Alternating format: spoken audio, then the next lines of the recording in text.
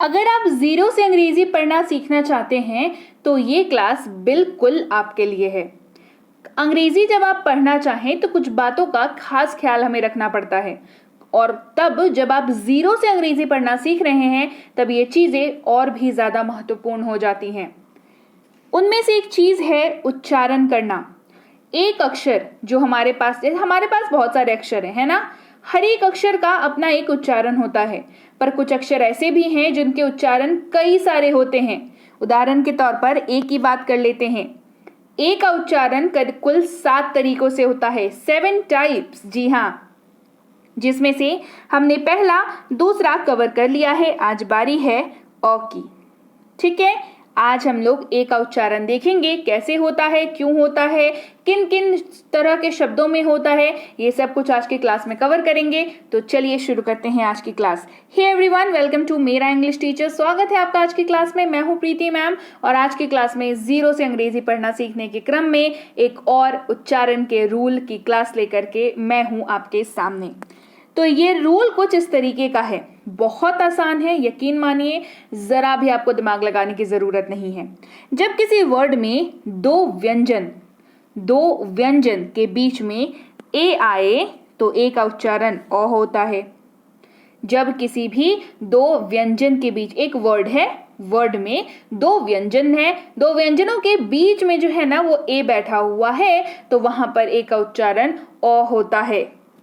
उदाहरण के तौर पर फैन।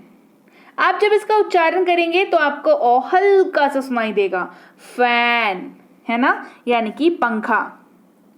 मैन, ओ सुनाई दे रहा है, मैन यानी कि आदमी। पंखा यानी कि फैन। Man, MAN, man. यहां पर देखिए, आपको F और N के बीच में A बैठा हुआ दिख रहा है? बिल्कुल दिख रहा है। M और N के बीच में A बैठा हुआ दिख रहा है? जी बिल्कुल दिख रहा है। C और N के बीच में A दिख रहा है? जी दिख रहा है। तो ये हो जाएगा कैन। कैसे उच्चारण हो रहा है? ओ के तौर पर उच्चारण हो रहा है ना, कैन यानी कि सकना। कैट, CAT, कैट यानी कि बिल्ली। कैट यानी कि बिल्ली। Bat, BAT, bat. और आपको हल्का सा, बहुत ही हल्का सा आपको सुनाई देगा, लेकिन उच्चारण जो है वो ऐसे ही हो रहा है। यही रूल है और यही आपको फॉलो करना है, इन्हीं को आपको याद रखना है, तभी आप अंग्रेजी सही तरीके से पढ़ पाएंगे। बैट यानी कि बल्ला। रैट, RAT, रैट यानी कि चूहा। रैट यानी कि चूहा। Cab, CAB, cab. CAB, cab यानी कि टैक्सी। कैब यानी कि टैक्सी। Mad, MAD, mad. बीच में ये बैठा हुआ दिख रहा है, मैड, MAD, मैड यानी कि पागल। कैप, CAP, कैप यानी कि टोपी। कैप यानी कि टोपी। कैश, CASH, कैश यानी कि नकद। कैश का मतलब नकद। बैक, और सुनाई दे रहा है, बैक यानी कि वापस या पीछे। बैक यानी कि वापस या पीछे। लैंड, LAND, लैंड यानी कि भूमि या जमीन, है ना। हैड, HAD, हैड यानी कि पास था। फैट, FAT, फैट यानी कि मोटा। फैट यानी कि मोटा। चैट, CHAT, चैट यानी कि बातचीत करना। पैन, PAN, पैन यानी कि कड़ाही। लैप, LAP, लैप यानी कि गोद। डैम्प, देखिए इसका उच्चारण कैसे हो रहा है, डैम्प यानी कि नम, भीगा हुआ। रैन, RAN, रैन यानी कि दौड़ा। Band, BAND, band. देखिए शब्द जो है वो थोड़ा बड़ा भी हो सकता है, तो घबराने वाली कोई बात है नहीं। बैंड यानी कि बैंड मतलब वो जो बैंड बाजा होता है ना, वो उसके बारे में बात कर रहा है। या फिर जो हेयर बैंड बांधते हैं, आप किसी को मतलब कोई भी समझ सकते हैं, दोनों का मतलब ही उस तरीके से इस्तेमाल होता है आम बोलचाल में। ब्लैक, और सुनाई दिया, ब्लैक, और सुनाई दे रहा है ना, ब्लैक यानी कि काला। नैप, क्या है, नैप यानी कि झपकी लेना। क्लैप, CLAP, क्लैप यानी कि ताली। मैप, MAP, मैप यानी कि नक्शा। बैग, BAG, बैग यानी कि थैला।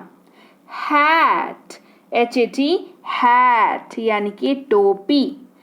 सैड, SAD, सैड यानी कि दुखी। क्रैक, CRACK, रूल वही फॉलो हो रहा है, ध्यान दीजिए। CRACK, क्रैक यानी कि दरार। मैट, MAT, मैट यानी कि चटाई। मैट यानी चटाई। ग्रैब, GRAB, ग्रैब यानी कि लपकना या किसी चीज को लपक के ले लेना। ग्रैब। सैंड, SAND, सैंड यानी कि रेत या बालू जो कह लीजिए, है ना, सैंड। ट्रैक, TRACK, ट्रैक यानी कि रास्ता। लैम्प, LAMP, लैम्प यानी कि चिराग या रोशनी करने वाला छोटा सा, है ना। लैम्प, क्या है, लैम्प यानी कि मेमना, राइट।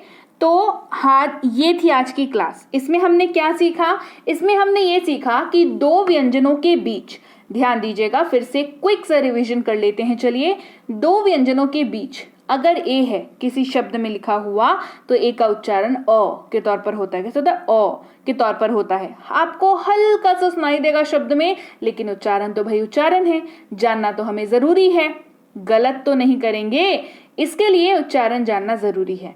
तो ए के कुल 7 उच्चारण होते हैं, हम लोग सारे को एक एक करके कवर कर रहे हैं और बेहतरीन तरीके से नियमों को याद रख के, प्रोनाउंसिएशन रूल्स को याद रख के आराम से अंग्रेजी बोलना सीख जाएंगे, अंग्रेजी पढ़ना सीख जाएंगे। पढ़ना सीख जाएंगे तो बोलना सीख जाएंगे ना भाई। तो बस एक ही बात है, पढ़ना सीखना जरूरी है ना। तो चलिए, ये आज की क्लास थी। उम्मीद है आपको क्लास समझ में आ गई है, क्लास पसंद आई है। क्लास को लाइक करना है, क्लास को शेयर करना है।